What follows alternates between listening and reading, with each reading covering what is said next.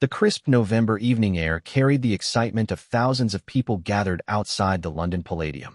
Street lights reflected off the wet pavement as crowds pressed against the barriers, their phones held high, hoping to catch a glimpse of royalty.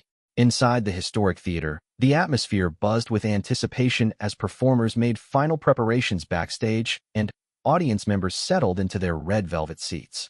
Catherine, the Princess of Wales, stood before her bedroom mirror at Kensington Palace, carefully adjusting the sapphire earrings that had once belonged to Princess Diana. The familiar weight of the jewelry reminded her of the legacy she now carried and the expectations that came with every public appearance. Her stylist made final touches to her elegant navy blue gown, ensuring every detail was perfect for one of the most watched royal events of the year. "Are you ready for this?" William asked, appearing in the doorway wearing his formal evening wear. His presence immediately calmed Catherine's nerves, as it had countless times before. They had attended many royal variety performances together, but each one still brought its own unique challenges and opportunities to connect with the British public. The royal variety performance had been a treasured tradition since 1912, bringing together the best of British entertainment to raise funds for the Royal Variety Charity. For William and Catherine, it represented more than just an evening of entertainment. It was a chance to support performers, celebrate British talent, and show their genuine appreciation for the arts community that had struggled through recent difficult times. Their journey to the theater took them through the heart of London, past landmarks they had known since childhood. Catherine watched the city lights blur past the car window, thinking about the performers who would grace the stage that evening. Each had their own story, their own dreams, and their own reasons for being there.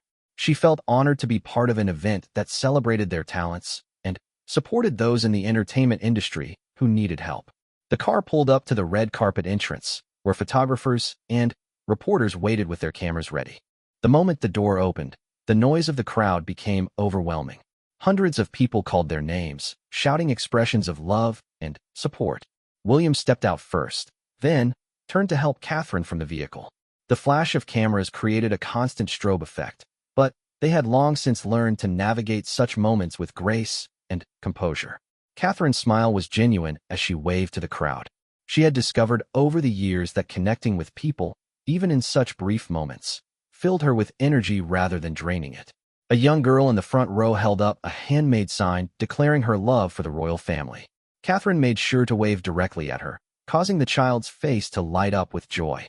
As they walked along the red carpet, stopping to speak with representatives from the Royal Variety Charity, Catherine felt the familiar sense of purpose that came with these events. The charity supported entertainers who had fallen on hard times, providing financial assistance and care for those who had dedicated their lives to bringing joy to others. It was work that deeply resonated with both William and Catherine, who understood the importance of supporting those who serve the public in different ways. Inside the theater, the ornate decorations and historic atmosphere created a magical setting. The London Palladium had hosted some of the greatest performers in entertainment history, from the Beatles to countless variety acts that had shaped British culture. Walking through its halls, Catherine could almost feel the presence of all those who had performed there before, each contributing to the rich tapestry of British entertainment. They were escorted to the Royal Box, an elevated area that provided an excellent view of the stage while allowing them to be seen by the audience. As they took their seats, the theater erupted in applause. Catherine felt moved by the warmth of the reception, knowing that it represented more than just protocol. The British people had embraced her journey from a commoner to a princess, and moments like these reminded her of their continued support and affection. The evening's lineup promised to be spectacular, featuring established stars alongside emerging talent. Catherine had always been particularly drawn to performances that showcased the diversity and creativity of British entertainment. From comedy acts that reflected the nation's famous sense of humor to musical performances that demonstrated incredible vocal talent, the Royal Variety performance represented the very best of what the country had to offer. As the house lights dimmed and the show began, Catherine settled back in her seat, ready to be entertained and inspired. The host took the stage with energy and enthusiasm, immediately establishing a connection with the audience that included not just the royal guests but viewers watching at home across the nation and around the world. The first act featured a comedy duo whose sharp wit and perfect timing had Catherine laughing genuinely within minutes. She appreciated performers who could find humor in everyday situations, making audiences forget their troubles for a while. William leaned over to share a quiet comment about one of the jokes, and their shared laughter reminded everyone watching that despite their royal status, they were simply two people enjoying an evening of entertainment. A young singer took the stage next, her powerful voice filling every corner of the historic theater. Catherine found herself moved by the emotion in the performance, recognizing the courage it took to stand before such an audience and bare one's soul through music. The singer's background story, shared by the host, revealed a journey of perseverance through difficult circumstances to reach this moment of triumph. During the first intermission, William and Catherine had the opportunity to meet some of the performers backstage. These behind-the-scenes moments were often the most meaningful parts of such events. Away from the cameras and crowds, they could have genuine conversations with artists about their craft, their challenges, and their dreams. A veteran comedian approached them with obvious nervousness, despite decades of experience performing for large audiences. Catherine immediately put him at ease with her warm greeting and genuine interest in his career. She asked about his family and his upcoming projects, demonstrating the personal touch that had made her so beloved by the British public. The conversation revealed the real person behind the public persona, someone who used humor to cope with life's difficulties and bring joy to others facing similar challenges. Catherine understood this desire to help others, feeling a kinship with performers who dedicated their lives to uplifting others through their art.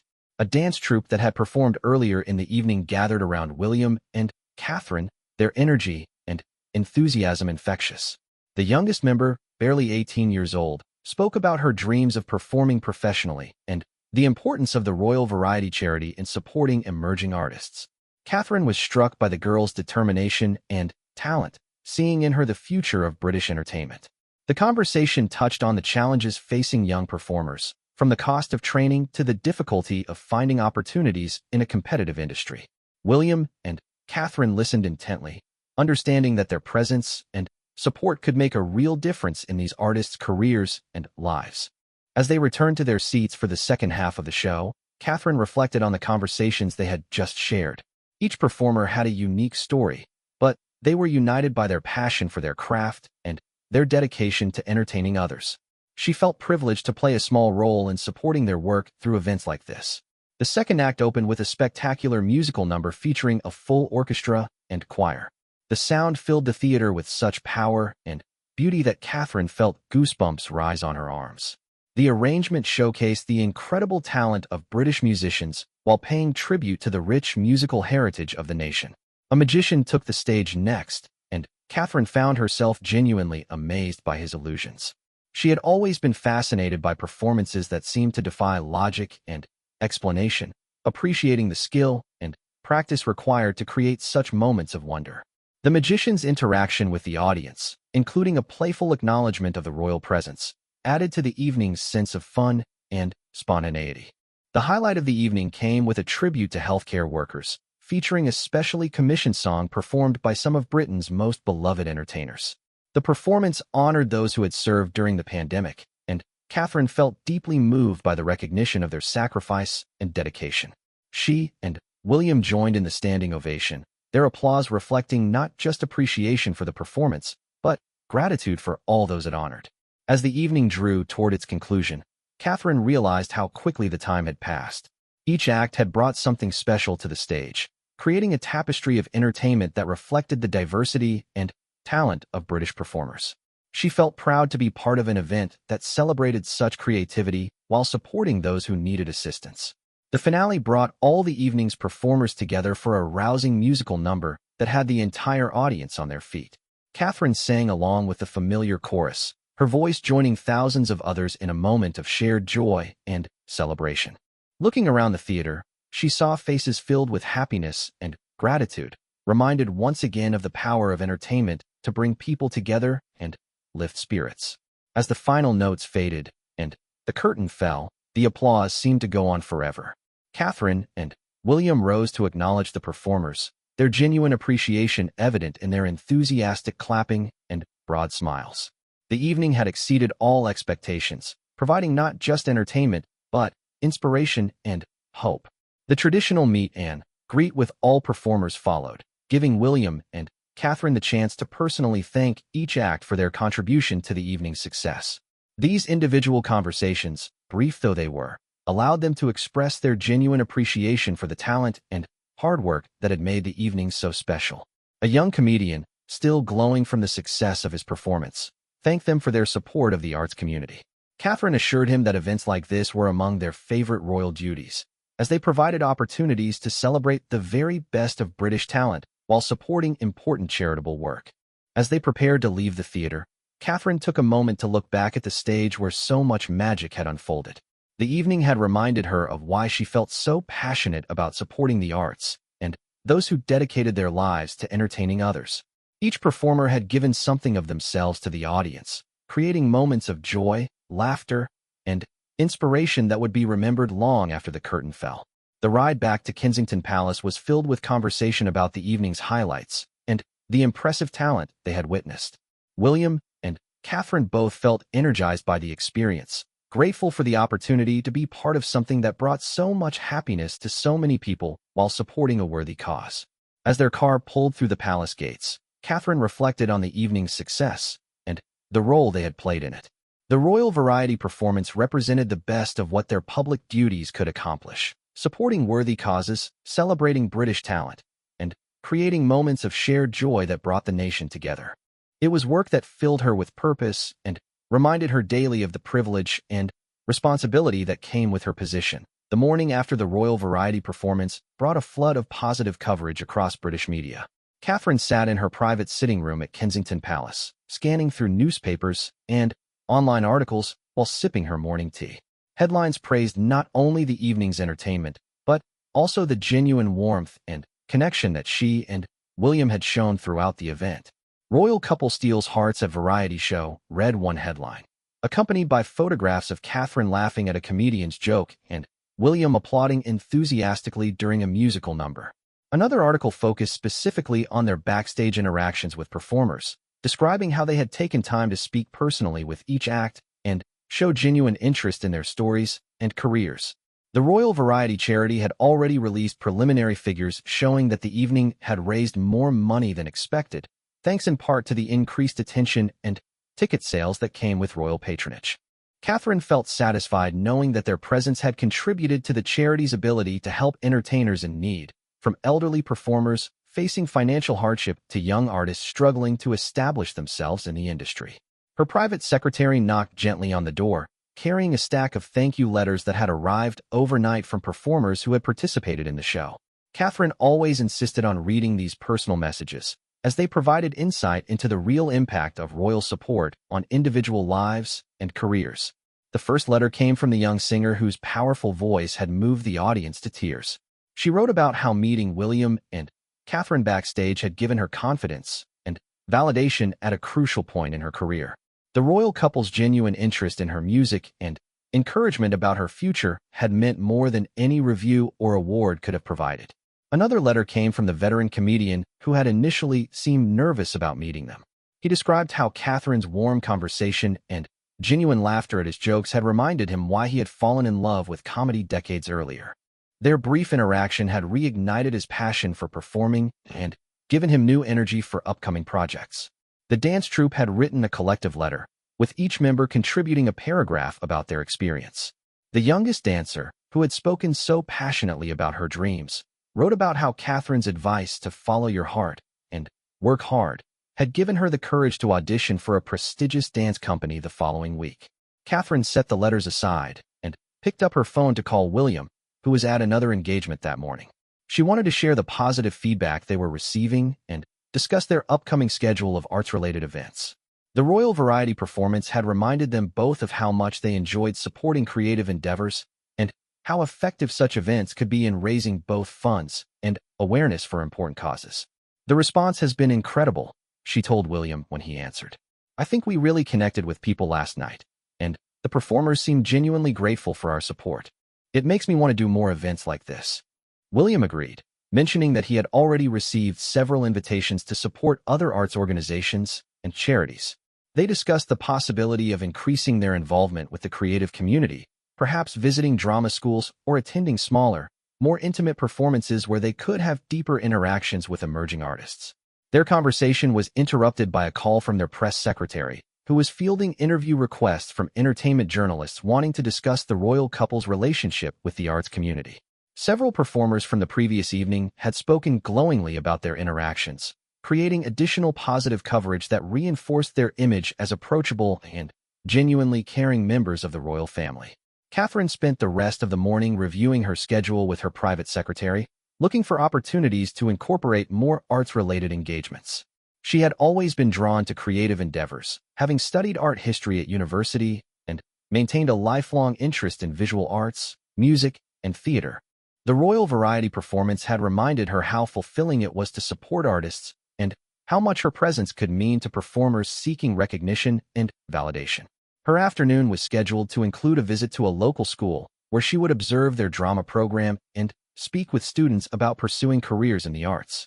This type of engagement, while smaller in scale than the previous evening's performance, offered opportunities for more personal connections and direct impact on young people's lives. The school visit proved to be everything Catherine had hoped for and more. Students ranging in age from 8 to 16 had prepared special performances showcasing their talents in drama, music, and dance. Their enthusiasm and raw talent reminded her of the performers from the night before, each at different stages of their artistic journey but united by their passion for creative expression. In the drama studio, Catherine watched a group of teenage students rehearse a scene from a Shakespeare play. Their commitment to their roles and their ability to bring centuries-old text to life impressed her greatly. She spoke with them afterward about their interpretation of the characters and their plans for pursuing drama beyond school. One student, a 16-year-old girl named Sarah, spoke about her dream of becoming a professional actress despite her family's concerns about the stability of such a career.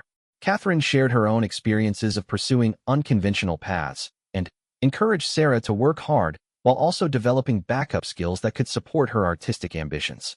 "The entertainment industry needs passionate, dedicated people like you," Catherine told the group. "Last night, I met performers who started exactly where you are now, in school productions and youth theaters. Your dreams are valid, and with hard work and persistence, they can become reality." The music room was filled with the sound of a student choir practicing for their winter concert. Catherine listened to their harmonies and was moved by the beauty they created together. The music teacher explained how the program had helped shy students find their voices and given confident students the opportunity to develop leadership skills. Catherine joined the students for an impromptu sing-along of a traditional folk song, her voice blending with theirs in a moment of pure joy and connection. The students were initially surprised to discover that the Princess of Wales could sing, but their amazement quickly gave way to delight as they shared this musical moment together. In the dance studio, she watched younger students working on a contemporary piece that told a story about overcoming obstacles and achieving dreams. The choreography was sophisticated despite the dancers' young age, and their expression and technique demonstrated the quality of training they were receiving. After the performances, Catherine sat with a group of students for an informal discussion about their artistic interests and career aspirations. Their questions ranged from practical inquiries about how to audition for drama schools to more philosophical discussions about the role of arts in society. "Why do you think the arts are important?" asked one thoughtful 12-year-old boy who played violin in the school orchestra. Catherine considered her response carefully, thinking about the previous evening's performance and the joy it had brought to thousands of people. "The arts help us understand ourselves and each other," she explained. "They give us ways to express feelings and ideas that might be difficult to put into words. And they bring people together, creating shared experiences that remind us of our common humanity." The students nodded thoughtfully, and several shared their own observations about how music, drama, or dance had helped them during difficult times or allowed them to connect with friends and family in new ways. Catherine was struck by their wisdom and insight, recognizing that these young people already understood the transformative power of creative expression. As her visit concluded, Catherine made a point of speaking individually with each student who had performed, offering specific praise for their efforts and encouragement for their continued development. She left her contact information with the school's arts coordinator, promising to follow up on the students' progress and potentially return for future performances. The drive back to Kensington Palace gave her time to reflect on the contrast between the grand scale of the Royal Variety performance and the intimate setting of the school visit. Both experiences had been meaningful, but in different ways. The performance had allowed her to support established artists and raise significant funds for charity, while the school visit had given her the opportunity to directly inspire and encourage the next generation of performers. That evening, as she and William shared dinner and discussed their respective days, Catherine found herself energized by the connections she had made and the positive impact she felt they were having on the arts community. The combination of high-profile support and grassroots engagement seemed to be an effective approach to their charitable work. "I've been thinking about that conversation we had this morning," she told William as they settled into their private sitting room. "I would really like to establish some kind of ongoing program to support young artists.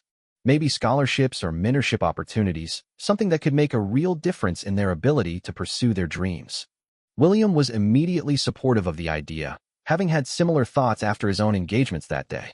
They began discussing the practicalities of establishing such a program, considering how they could leverage their position and connections to create opportunities for talented young people who might not otherwise have access to quality training or professional development.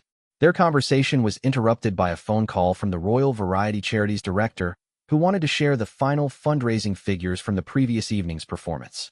The total exceeded all expectations, making it one of the most successful Royal Variety performances in recent history. The director specifically credited William and Catherine's genuine engagement with the audience and performers for helping to create an atmosphere that encouraged generous donations. "Your presence meant everything to our performers," the director explained. "Several of them have told me that your encouragement and interest in their work has given them new confidence and motivation. That kind of support is invaluable, especially for artists who often struggle with self-doubt and uncertainty about their careers." Catherine felt deeply moved by this feedback, recognizing that their role could extend far beyond simply attending events and making appearances. Their genuine interest and encouragement could have lasting impact on individual artists' careers and personal development. As they prepared for bed, Catherine reflected on the day's experiences and the positive momentum building around their arts patronage. The Royal Variety performance had been more than just a successful evening of entertainment. It had opened new possibilities for meaningful engagement with the creative community and highlighted the potential for their work to make a real difference in people's lives. She picked up her notebook and began jotting down ideas for future arts-related initiatives, from visiting regional theaters to supporting community music programs. Each idea represented an opportunity to connect with artists and audiences while advancing causes they both cared deeply about. The last item in her notebook was a reminder to follow up with Sarah, the young drama student who had shared her dreams of becoming an actress. Catherine wanted to ensure that promising young people like Sarah received the support and encouragement they needed to pursue their artistic ambitions, regardless of their background or circumstances. As she turned off her bedside lamp, Catherine felt grateful for the opportunity to use her position to support something as important and life-enriching as the arts. The Royal Variety performance had been just the beginning of what she hoped would be an expanded commitment to celebrating and nurturing British creative talent at all levels. 3 weeks after the Royal Variety performance, Catherine found herself backstage at the London Coliseum, preparing to meet with performers before attending a special charity gala. The success of their previous appearance had led to numerous invitations to support arts organizations, and she had decided to accept several that would allow her to deepen her connection with the creative community. The evening's event was organized by a foundation supporting retired performers who were struggling financially. Catherine had learned that many entertainers who had brought joy to audiences throughout their careers faced poverty and isolation in their later years. The foundation provided not only financial assistance, but also social support and advocacy for this often forgotten segment of the entertainment industry. As she walked through the corridors of the historic venue, Catherine reflected on the stories she had heard since the Royal Variety performance. Letters and emails had poured in from performers of all ages, sharing their experiences and thanking her and William for their visible support of the arts. Many had described how royal patronage had opened doors and created opportunities that might not have existed otherwise. Her first meeting was with Margaret Thompson, an 80-year-old former chorus girl who had performed in West End productions throughout the 1960s and 1970s. Margaret's story was both inspiring and heartbreaking. She had dedicated her life to dance and theater, bringing joy to thousands of audience members, but had never earned enough to secure a comfortable retirement. "Your Royal Highness," Margaret said with a curtsy that retained the grace of her performing days. "I cannot tell you what it means to see someone of your stature supporting people like us. For so long, we felt forgotten by society, as if our contributions didn't matter once we could no longer perform." Catherine was moved by Margaret's dignity and the pride she still took in her career, despite her current circumstances. They spoke about Margaret's memories of performing, the changes she had witnessed in the entertainment industry, and her current involvement in mentoring young dancers who were just beginning their careers. "Your contributions absolutely matter," Catherine assured her. "The joy and beauty you brought to people's lives had value that extends far beyond any financial compensation. Society has a responsibility to support those who have given so much to enrich our cultural life." The conversation revealed the complex challenges facing performing artists throughout their careers. Unlike other professions with traditional pension plans and steady advancement opportunities, entertainers often faced irregular income, periods of unemployment, and uncertainty about their long-term financial security. Even successful performers could find themselves struggling if they hadn't been able to save adequately during their working years. Catherine's next meeting was with a group of middle-aged performers who were dealing with career transitions as opportunities in their fields became scarcer. A former television presenter spoke about the difficulty of finding work after being replaced by younger talent, while a comedian described how changes in humor and entertainment preferences had made his style less marketable. These conversations opened Catherine's eyes to aspects of the entertainment industry she hadn't previously considered. The glamour and excitement of performance careers often masked the vulnerability and insecurity that many artists experience throughout their working lives. She began to understand that supporting the arts meant addressing not just the celebration of talent, but also the practical challenges faced by those who dedicated themselves to creative careers. The evening's performance featured a mixture of current stars and veteran entertainers, many of whom had been helped by the Foundation's programs. Catherine was particularly moved by a performance from a former opera singer who had returned to the stage after receiving support for health issues that had threatened to end her career. The woman's voice, though not as powerful as it had once been, carried decades of experience and emotion that brought the audience to tears. During the intermission, Catherine had the opportunity to speak with several current performers who had volunteered their time for the event. Their generosity in supporting their colleagues who were facing difficulties impressed her, demonstrating the strong sense of community that existed within the entertainment industry. A popular television actor approached her with a proposal for establishing a more comprehensive support system for aging performers. He had researched similar programs in other countries and believed that Britain could develop something even more effective with proper royal patronage and government support. "The entertainment industry generates enormous wealth," he explained, "but too much of it goes to executives and producers while the actual performers often struggle to make ends meet. We need systematic change, not just charity, to address these inequalities." Catherine found his arguments compelling and asked for more detailed information about his proposals. She recognized that her position could potentially influence policy discussions and help create lasting change rather than simply providing temporary relief through charitable donations. The second half of the evening's program included a tribute to performers who had passed away in recent years, many of whom had died in poverty despite having brought joy to millions throughout their careers. The segment was sobering, highlighting the urgency of addressing the systemic issues that left so many entertainers vulnerable in their later years. As the evening concluded, Catherine made commitments to support several specific initiatives proposed by the Foundation.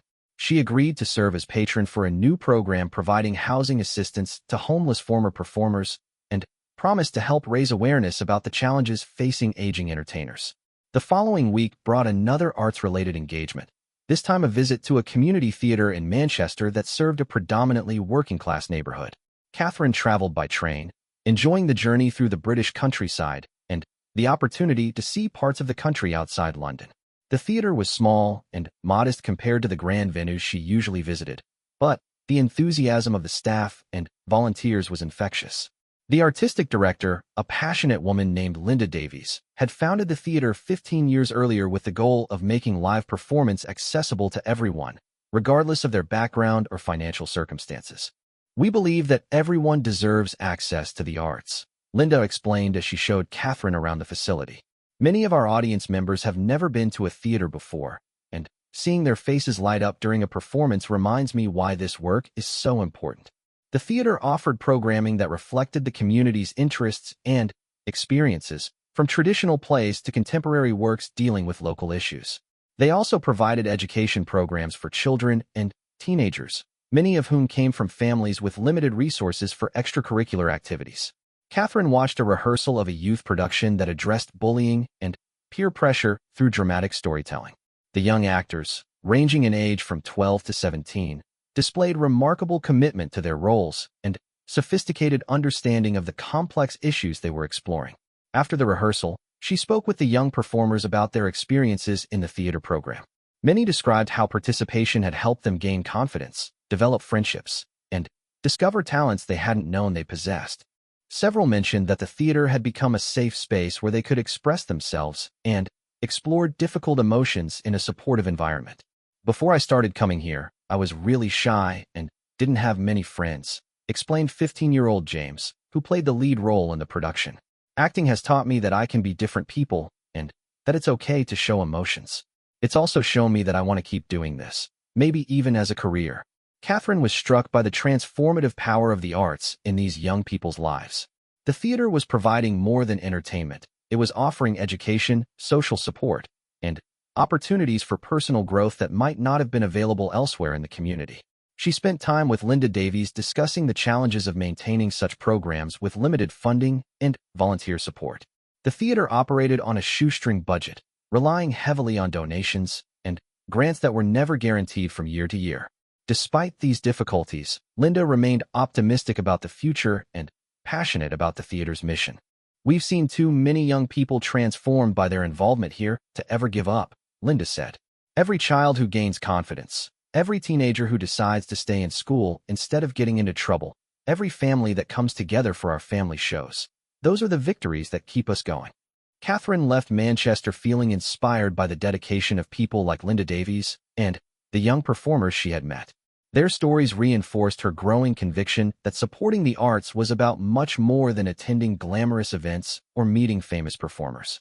It was about recognizing the fundamental human need for creative expression and ensuring that opportunities for artistic engagement were available to everyone. On the train journey back to London, she began drafting notes for a speech she had been invited to give at the National Theatre about the role of arts in community development. The experiences of recent weeks had given her new insights into the challenges and opportunities facing the British arts community, from established institutions to grassroots organizations. Her phone rang with a call from William, who was eager to hear about her Manchester visit and share news of his own arts-related engagement that day. They had both found their increased involvement with creative organizations to be personally fulfilling and had begun discussing ways to make their support more systematic and effective. "I think we need to develop a comprehensive strategy," William suggested. "Something that addresses everything from supporting individual artists to advocating for policy changes that could improve conditions throughout the industry." Catherine agreed, recognizing that their position gave them unique opportunities to influence both public opinion and government policy regarding arts funding and support. They began planning a series of meetings with arts organizations, education leaders, and policymakers to develop a more coordinated approach to their advocacy work. That evening, Catherine received a phone call that would significantly impact her growing involvement with the arts community. The call came from the principal of the Royal Academy of Music, inviting her to serve as patron for a new scholarship program aimed at supporting talented students from disadvantaged backgrounds. "We've been following your recent work with arts organizations," the principal explained, "and we believe your patronage could help us reach students who might not otherwise have access to world-class musical education. Your obvious passion for supporting young artists would be invaluable in promoting this program." Catherine was honored by the invitation and immediately interested in learning more about the scholarship program. She had long believed that talent existed at all levels of society, but that opportunities to develop that talent were often limited by economic circumstances. A scholarship program could help level the playing field for gifted young musicians who lacked financial resources. She arranged to visit the academy the following week to learn more about their programs and meet with current students who had benefited from similar assistance. The visit would also allow her to hear performances by students at various levels of their training, giving her insight into the quality of education provided by one of Britain's premier musical institutions. As she prepared for bed that night, Catherine reflected on the rapid expansion of her arts-related activities and the deep satisfaction she derived from this work. Each engagement had taught her something new about the creative community and had reinforced her belief in the importance of supporting artists at all stages of their careers. The Royal Variety performance had been a catalyst for this increased involvement, but it had also revealed the breadth and depth of need within the arts community. From aging performers struggling with poverty to young people seeking opportunities to develop their talents, there were numerous areas where royal patronage and advocacy could make a meaningful difference. 2 months had passed since the Royal Variety performance, and Catherine's calendar had become filled with arts-related engagements that were taking her across the country and introducing her to aspects of British creative culture she had never fully understood before. Her visit to the Royal Academy of Music had been particularly enlightening, opening her eyes to the rigorous training required for professional musical careers and the financial barriers that prevented many talented young people from pursuing such paths.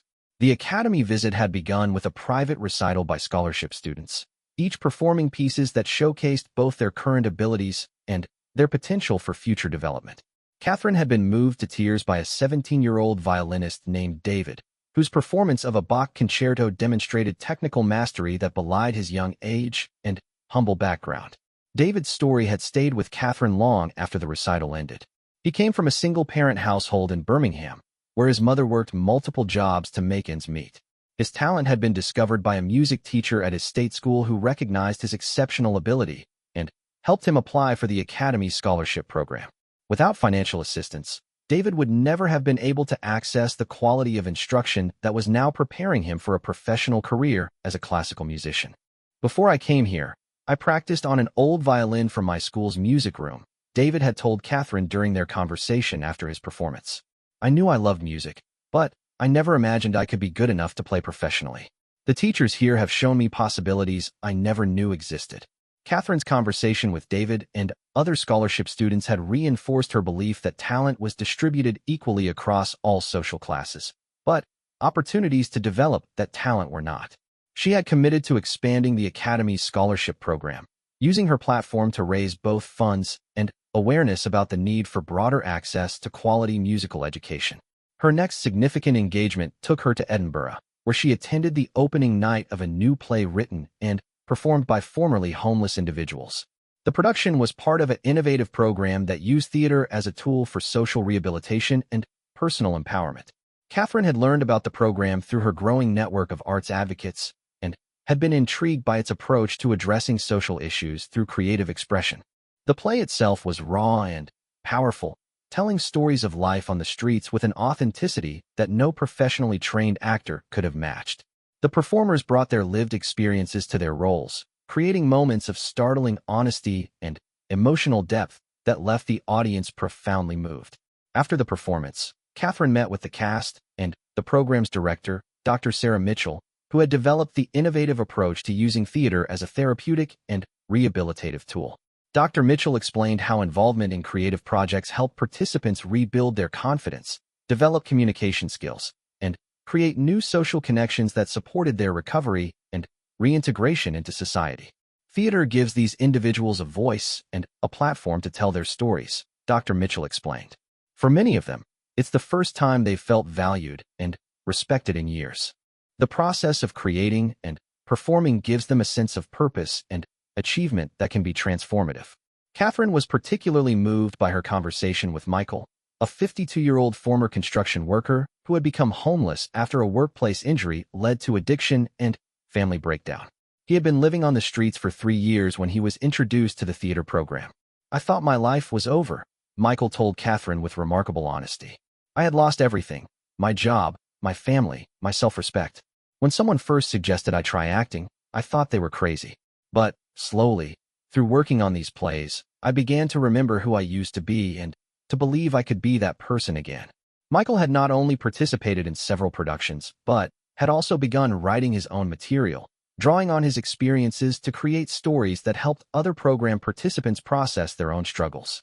His transformation from someone who had given up hope to someone who was helping others find their way back to stability was inspiring and demonstrated the profound impact that creative programs could have on individual lives.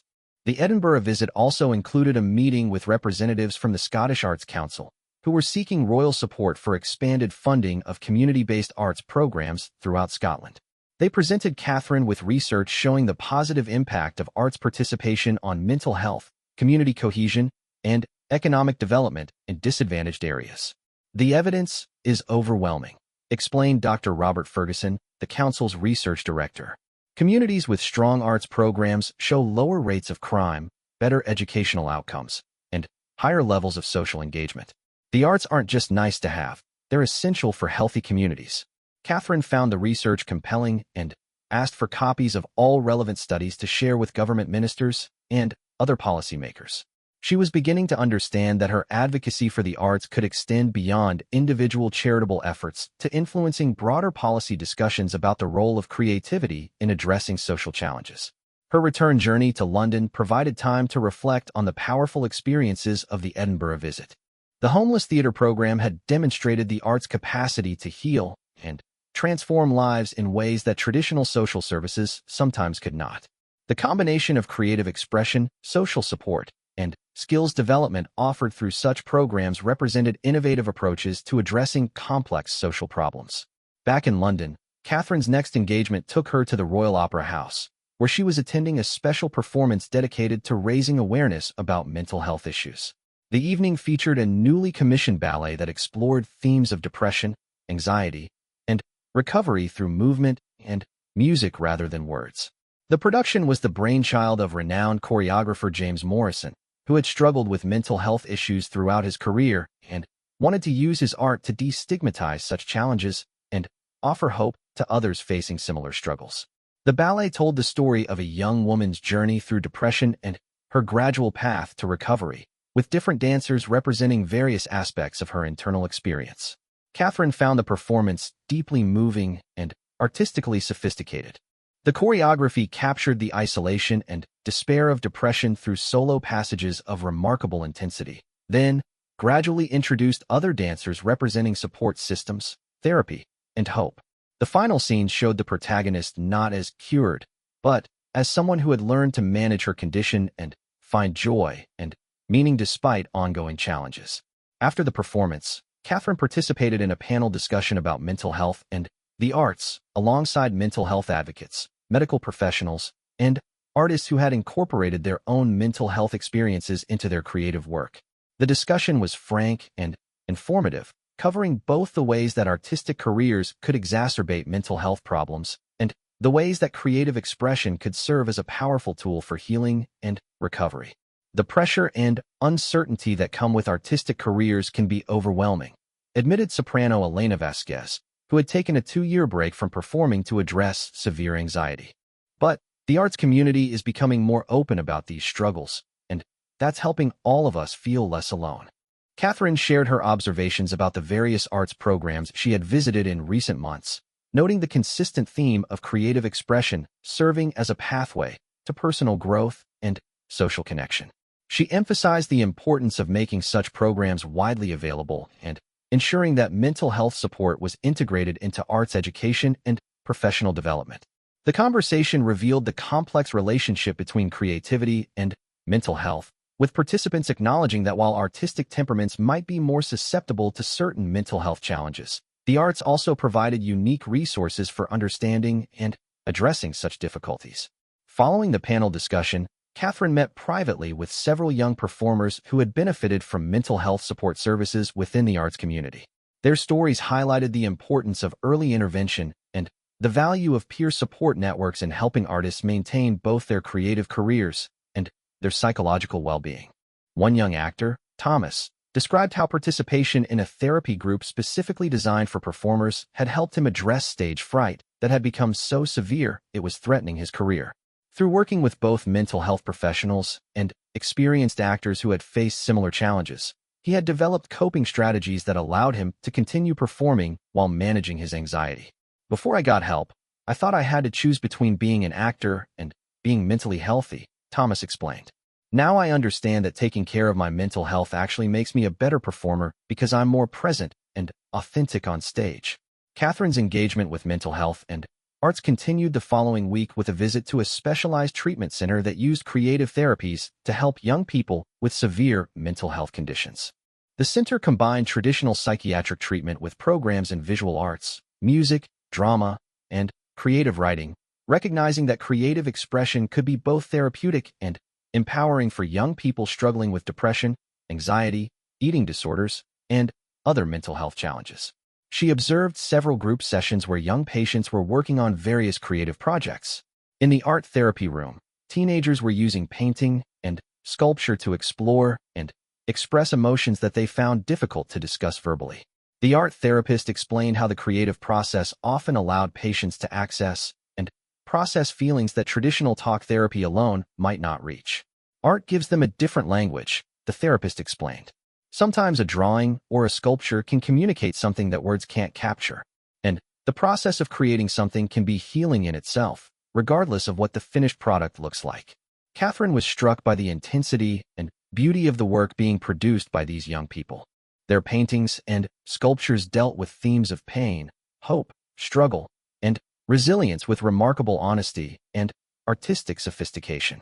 Many of the pieces would not have looked out of place in a professional gallery, despite being created by individuals who were primarily focused on healing rather than artistic achievement.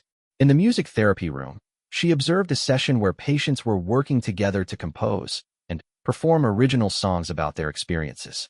The collaboration required communication, compromise, and mutual support, skills that were directly applicable to their recovery process and their relationships outside the treatment center. The drama therapy program was particularly powerful to observe. Young people were using role-playing and improvisation to explore different aspects of their identities and to practice new ways of responding to challenging situations. The therapist guided them through exercises that built empathy, communication skills, and emotional regulation, all crucial components of mental health recovery. Catherine's visit concluded with a group discussion where patients shared their thoughts about how creative therapies had impacted their treatment experience. Many described feeling more hopeful and empowered after discovering they had talents and abilities they hadn't known existed. Others talked about how creative work had given them new ways to understand themselves and their mental health challenges.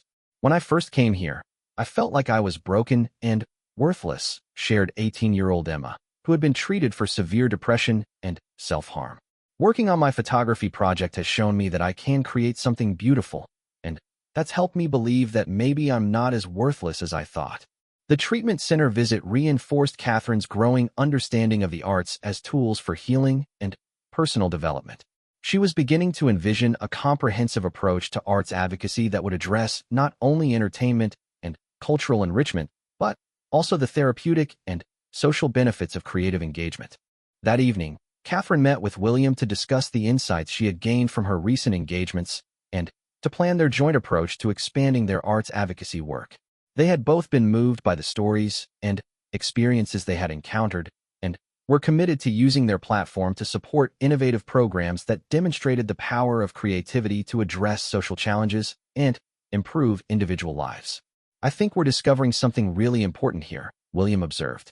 The arts aren't just about entertainment or cultural preservation. They're about human development and social healing. That gives our support for the arts a much deeper meaning and purpose.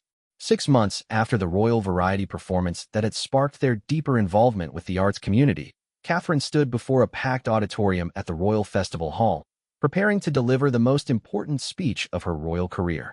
The event was the launch of the Arts for All initiative, a comprehensive program she and William had developed to address the various challenges and opportunities they had discovered during their extensive engagement with British creative communities. The audience included representatives from major arts institutions, grassroots community organizations, government ministers, mental health advocates, education leaders, and many of the individual artists and program participants Catherine had met during her recent travels. The diversity of attendees reflected the broad scope of the initiative they were announcing and the wide-ranging impact they hoped to achieve. Catherine had spent weeks crafting her speech, wanting to ensure it captured both the inspiration she had drawn from her experiences and the practical steps they were proposing to address the challenges facing the arts community. She began by reflecting on the Royal Variety performance that had initiated this journey of discovery. 6 months ago, my husband and I had the privilege of attending the Royal Variety performance, an evening we expected to be entertaining and enjoyable, she began. What we discovered was something far more profound, a window into the extraordinary power of creative expression to transform individual lives and strengthen our communities. She spoke about Margaret Thompson, the retired chorus girl whose dignity and continued passion for dance had opened her eyes to the challenges facing aging performers. She described David, the young violinist whose talent and determination had demonstrated the importance of ensuring equal access to quality arts education regardless of economic background. Michael's story particularly moved me, Catherine continued, describing her encounter with the formerly homeless man whose life had been transformed through theater. He showed me that the arts can be a pathway back to hope and dignity for those who have lost their way. Creative expression doesn't just entertain us, it can literally save lives. The speech outlined the 3 pillars of the Arts for All initiative. The first focused on expanding access to arts education through scholarships, community programs, and partnerships with schools in underserved areas. Catherine announced a commitment to fund 100 new scholarships annually at leading arts institutions, ensuring that talented young people could pursue